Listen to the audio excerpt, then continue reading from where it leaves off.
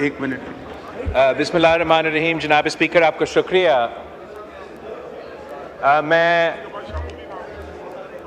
मखतूम ताहिर राशिदीन साहब को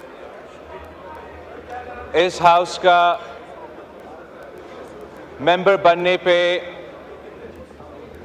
मुबारकबाद देना चाहूँगा और मैं पंजाब के अवाम, रहीम यार खान के अवाम का शुक्रगुजार हूँ कि उन्होंने पाकिस्तान पीपल्स पार्टी का उम्मीदवार को कामयाब करवा के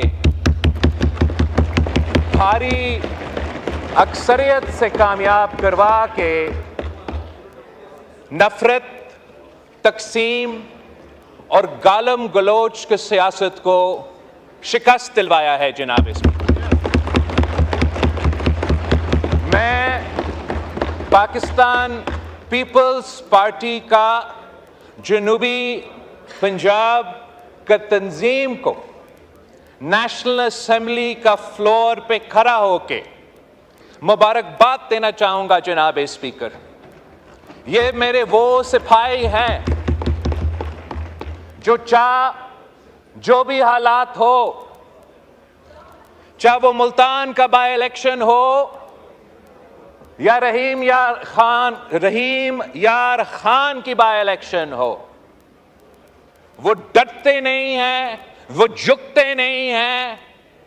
वो हर फितना का मुकाबला करके, झूठ, प्रोपेगेंडा और गालम गलोच का सियासत का मुकाबला करके अवाम की ताकत से, वोट की ताकत से मुंतखब होकर यहां पहुंचे। जनाब स्पीकर, ये वो उम्मीदवार हैं जो हर पोलिंग स्टेशन का फॉर्म 45 आपको दिखा सकते हैं। ये जो मेरे साथी यहां मौजूद हैं, मैं तो चाहता हूं कि हम मिलके order in the house, order इस तरह ना करें। सियासत अभी आपके भी 6 मेंबरान ने बोलना है क्वेश्चन आवर के बाद। जमहूरी सफर नो क्रॉस में साथ चले, हम अपना सियासत को फाल करें, सदारा को फाल करें, चार्टर ऑफ डेमोक्रेसीज तय करें, मगर उससे पहले एक बुनियादी बात तय करना पड़ेगा। जनाब स्पीकर, कि पाकिस्तान की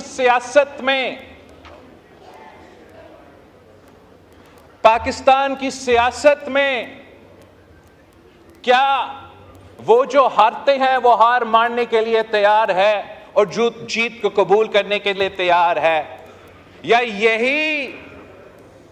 यही सियासत रहेगा कि मैं जीता तो वाह वाह, मैं हारा तो धांधली। अगर हमने जमहूरियत को आगे लेके बढ़ना है तो अवाम के फैसले पे भरोसा करना पड़ेगा, अवाम के फैसले पे एतमाद करना पड़ेगा।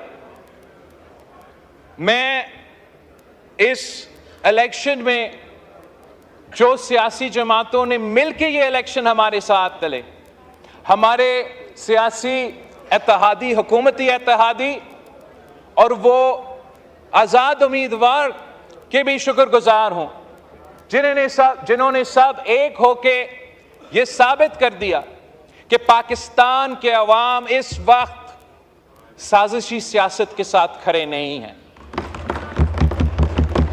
पाकिस्तान के अवाम इस वक्त गालम गलोच की सियासत के साथ खड़े नहीं हैं।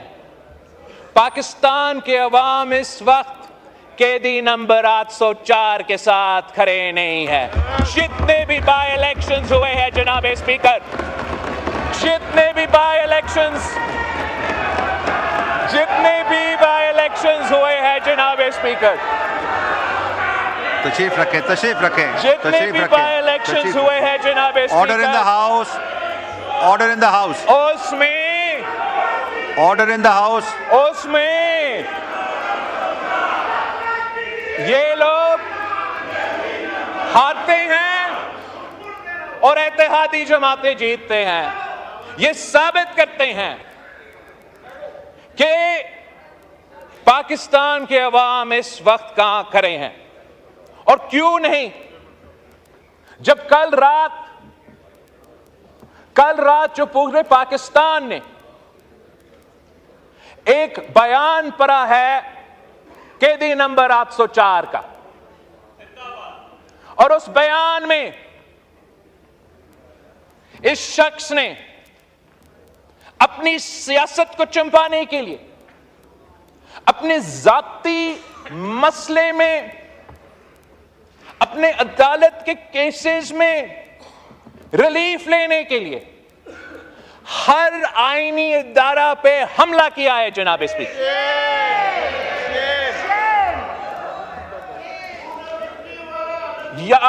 मैं तजवीज कर देता हूं तरीके इंसाफ को कि इसको आप तहकीकात करें कि क्या यह वाकई खान साहब का स्टेटमेंट था या नहीं। इसलिए कल तक हम तो एक बहुत मुस्बित डायरेक्शन में चल रहे थे जनाब स्पीकर। हमने एक ऐसा फोरम बनाया था जिससे मेरा उम्मीद था और है कि हम जमहूरियत और इन इदारों के फायदे में लेजिस्लेशन करेंगे। लेकिन कल रात एक हमला किया है जनाब स्पीकर, जो कि एक बार फिर जमहूरियत पे एक हमला है।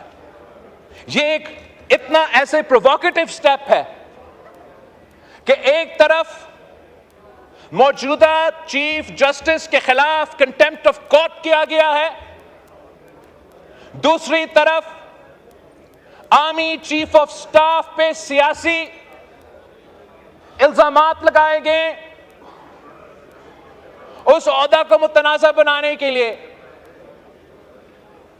तो जनाब स्पीकर, अगर खान साहब ने ये स्टेटमेंट दिया है तो फिर इस स्टेटमेंट का कॉन्सिक्वेंसेस है हमारे आईन, हमारे कानून के मुताबिक, और उन कॉन्सिक्वेंसेस को उसको भुगतना पड़ेगा। और फिर इनके जमात का जो रोना धोना होगा तब वो हमसे एतराज ना करे।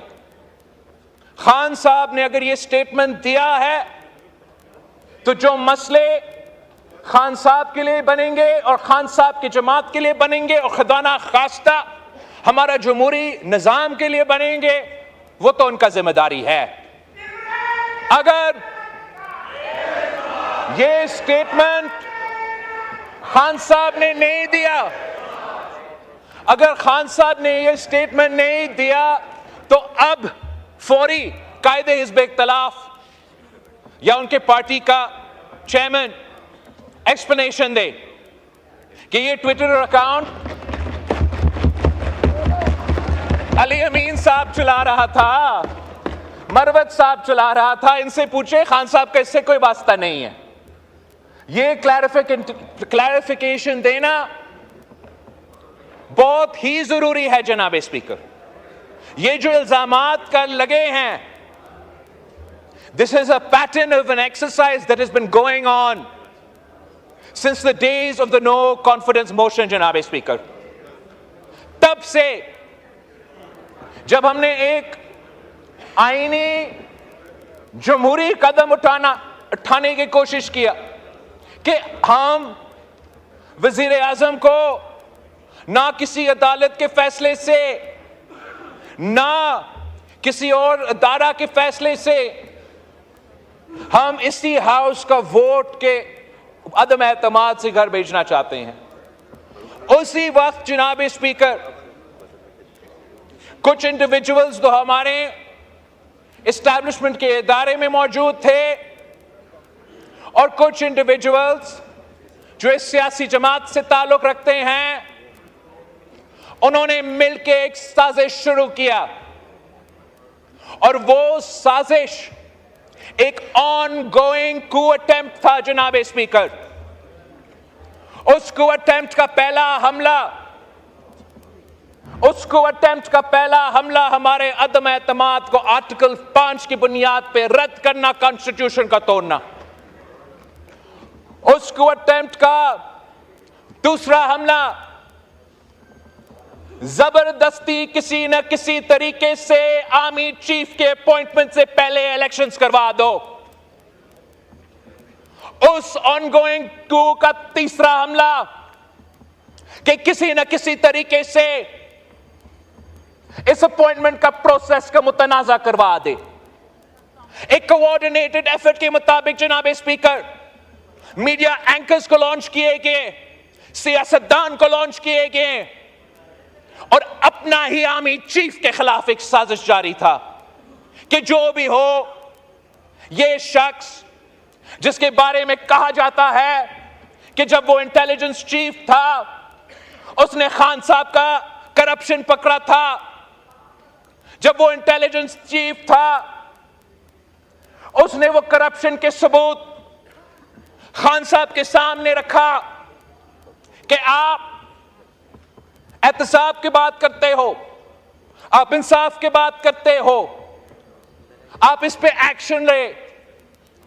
इसके बजाय कि उस करप्शन पे एक्शन लिया जाए, उसने वो इंटेलिजेंस चीफ को हटा दिया जनाब स्पीकर।